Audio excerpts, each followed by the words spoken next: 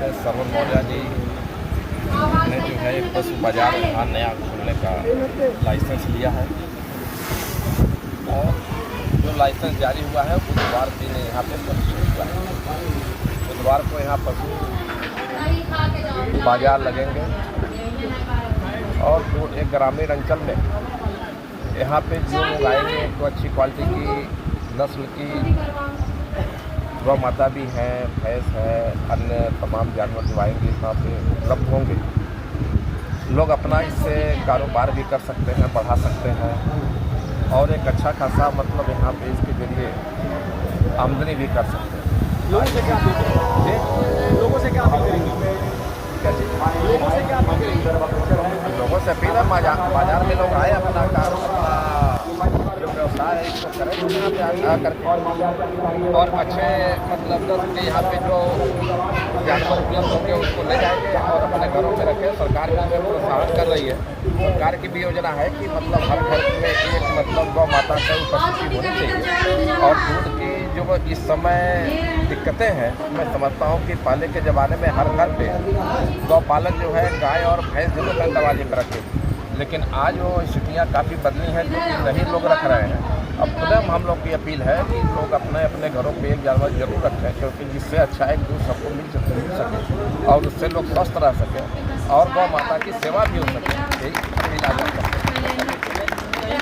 देखा जाए तो जो बाजार दूसरा उद्घाटन है, पहले को लेकर के इसमें क्या कहेंगे कि मतलब जगह एक बाजार पहले से ही आप सभी लोगों से निवेदन करते हैं एक बार पुरुषोत्तम श्री रामचंद्र जी का जयकारा लगाइए, उसके बाद आगे का कार्यक्रम फिर चलता रहेगा। बोलिए प्रभु पुरुषोत्तम रामचंद्र की, प्रभु पुरुषोत्तम रामचंद्र की जय, भारत माता की जय, भारत माता की जय, वंदे मातरम, वंदे मातरम, वंदे मातरम। बहुत बहुत धन्यवाद। आपका सेवक श्रवण कुमार मौर्य, आपका लाल, आपका यह मिट्टी का बेटा, आपसे केवल एक आग्रह किया। आप लोगों ने अपनी भारी संख्या में मेरे एक आग्रह पर जो आप लोगों ने उत्साह दिखाया है, इसके लिए यह आपका लाल, आपका बेटा आजीवन ऋणी रहेगा। आपने अगर मुझे हाथों में लिया है तो हम आपको अपने साथ लेके चलने का काम करेंगे, आपको आगे बढ़ाने का काम करेंगे, आपको रोजगार देने का काम करेंगे और यह भी संभव हो पाया है तो वह भी हमारे माननीय विधायक जी श्री राकेश सिंह बघेल जी के कदमों द्वारा, उनके अथक प्रयासों द्वारा हमारे माननीय दीनानाथ चौधरी जी आपके वार्ड संख्या 3 से सदस्य हैं। आप लोगों के नाते ये आपका बेटा लाइसेंस पाया है, नहीं तो लोग रुपया के दम पे मुझे और मेरे परिवार को तहस नहस करना चाह रहे थे। ज्यादा नहीं कुछ कहूँगा मित्रों, मेरे दोस्तों, मेरे साथियों, मेरे नौजवान साथियों, बस इतना कहूँगा कि समय बदल चुका है, राम राज आ गया है।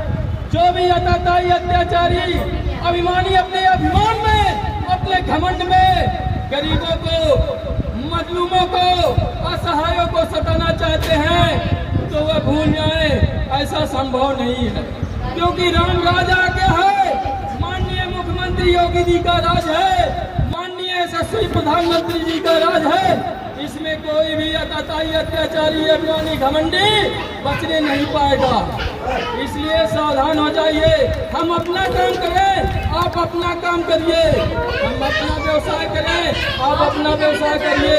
देखिए भाइयों, मित्रों, मेरे दोस्तों, रोजगार दुकान अगर एक है और एक बगल में खुल जाए तो उससे रोजगार बढ़ता है, न कि घटता है।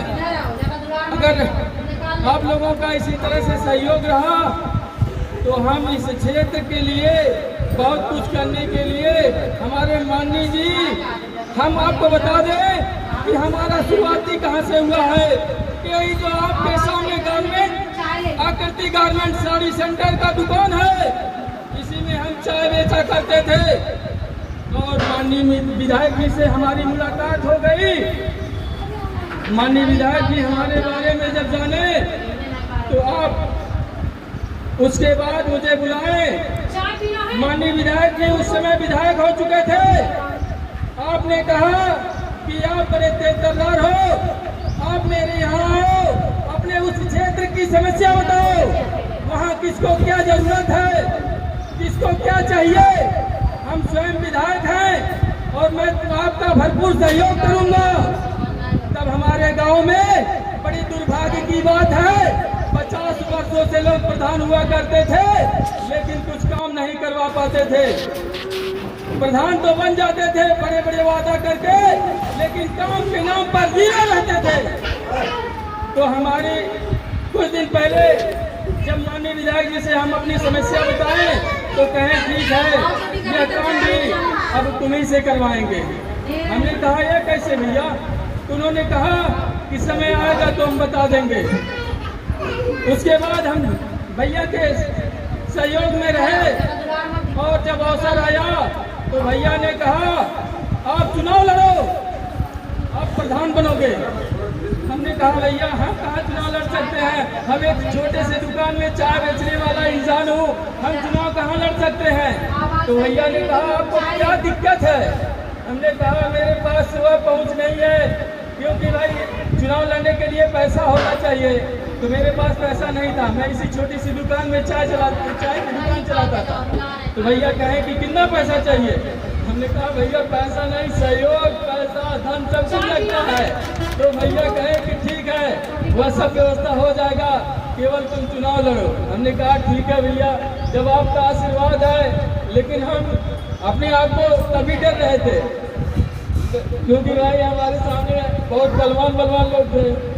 तो भैया कहे नहीं, डरने की बात नहीं है, मैं स्वयं विधायक हूँ, आप परेशान न। उसके बाद भैया का अथक प्रयास सहयोग मेरे साथ बना रहा और मुझे अवसर मिला, प्रधान बने।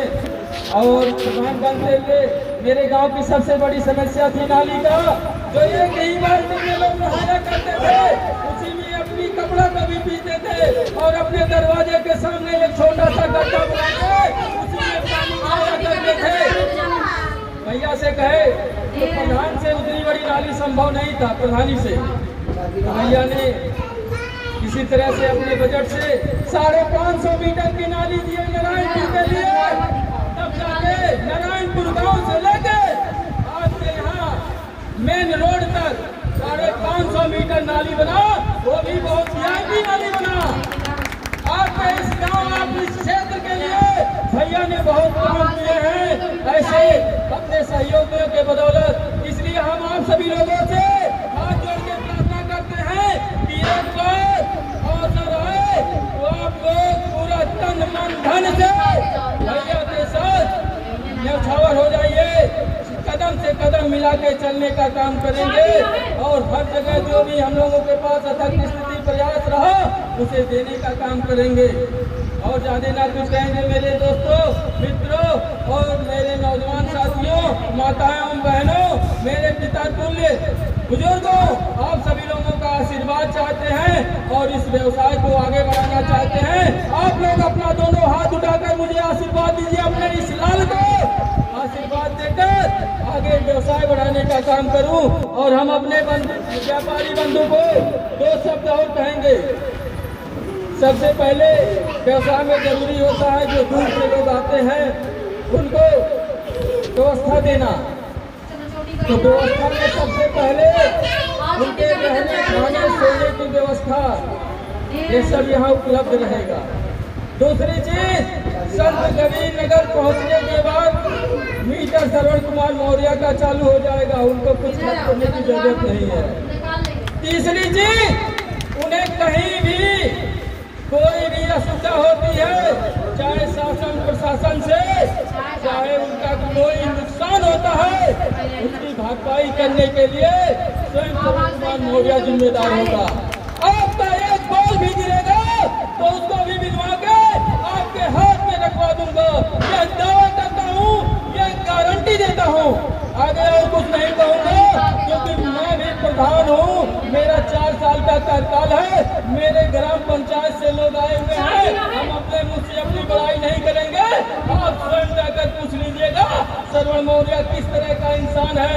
सही कह रहा है कि गलत कह रहा है कि खाली मंच पे चढ़ने के बाद फेंक रहा है, यह आपको स्वयं पता चल जाएगा। जय हिंद, जय भारत।